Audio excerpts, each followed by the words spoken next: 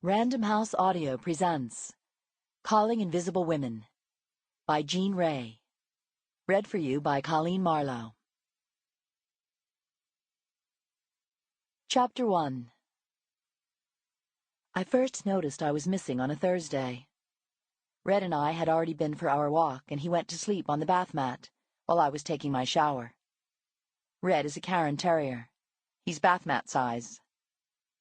After the shower, I was standing in front of the mirror in a toweling robe brushing my teeth.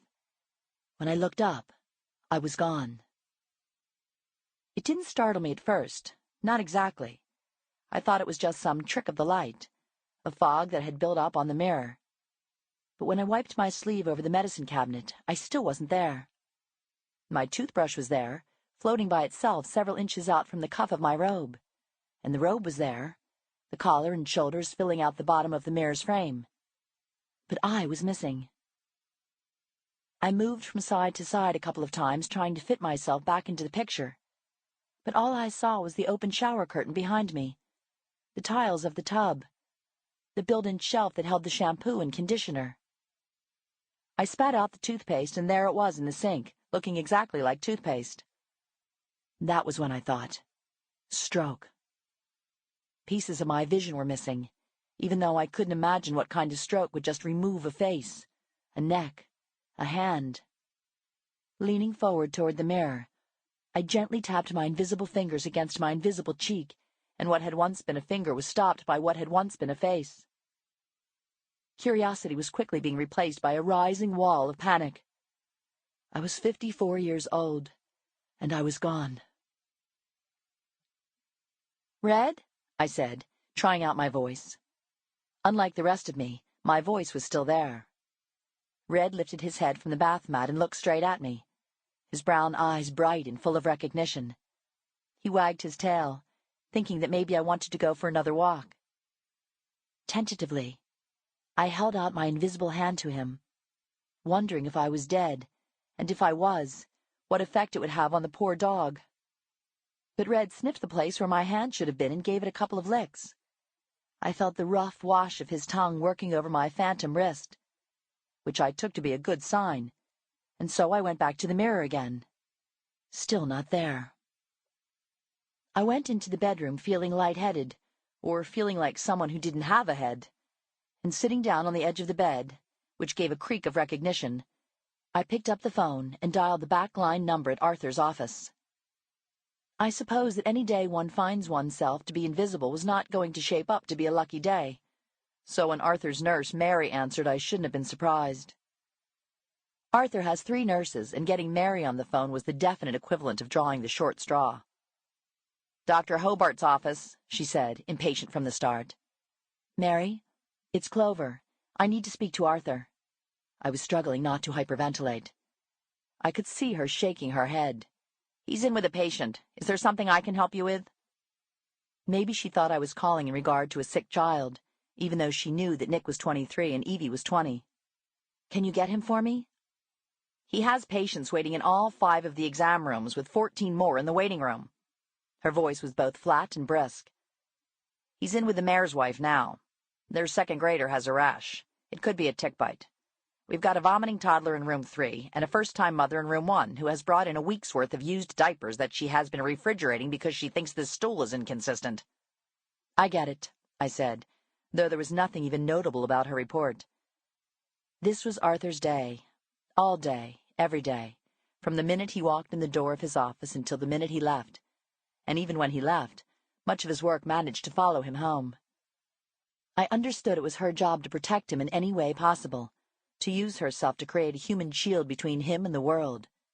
But I never did appreciate the fact that she applied that same shield against me. I almost never called the office. "Is it an emergency?"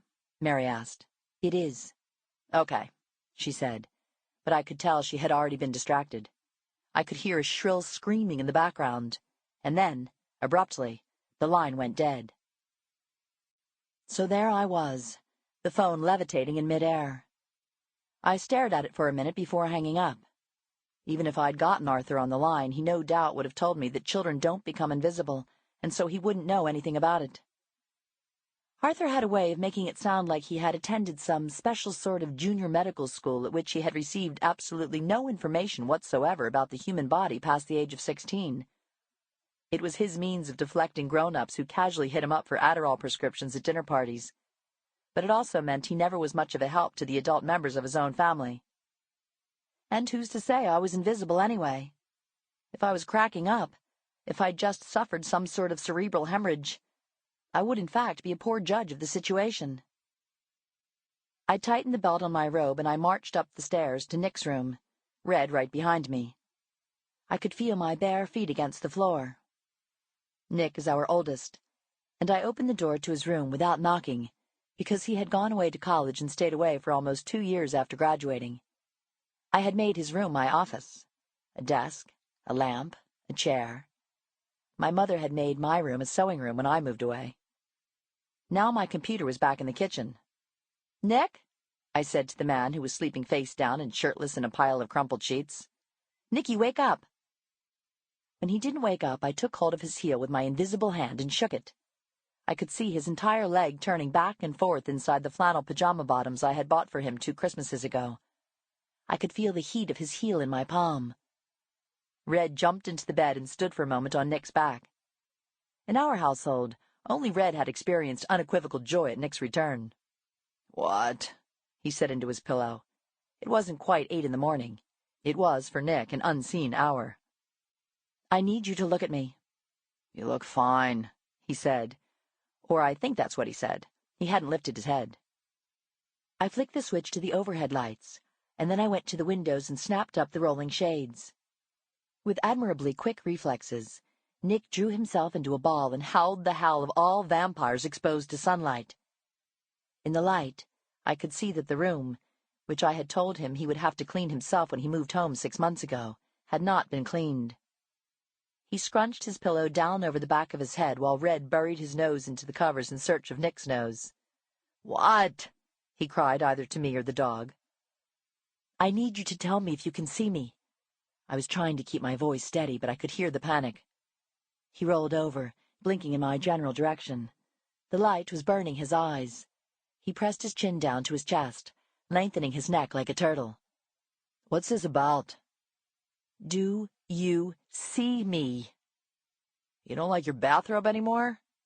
You want to know if it's becoming? I don't know what you're asking." "How can you not know what I'm asking? Am I here?"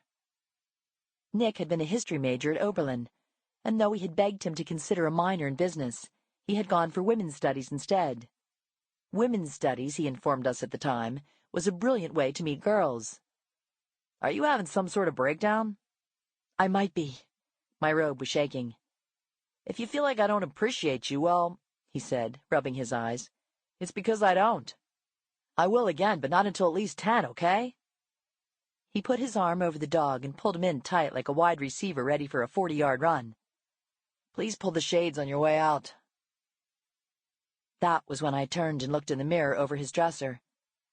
There I was, my hair dripping and uncombed but recently touched up for gray.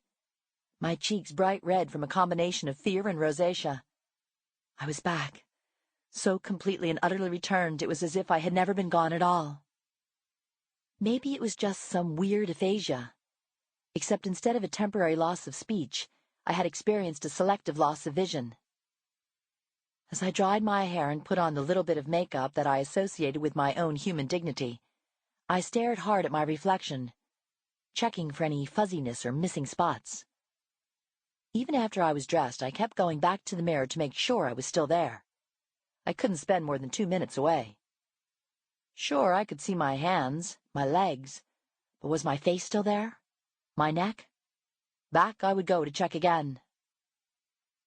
Spending a morning staring at oneself was hardly the short path to peace of mind. It was the mirror, after all, that had driven Snow White's stepmother around the bend with its unrelentingly frank assessment of the situation. Soon my worry about invisibility had been replaced by a cataloging of flaws. My eyelids were drooping in a weird way that made my entire face look asymmetrical, and the crease between my eyebrows made me look as if I'd been struck in the forehead by a very small axe. And my mouth? Where had my lips disappeared to over the years? I preferred the picture of myself I kept in my imagination, the one in which my hair could... Sample complete. Ready to continue?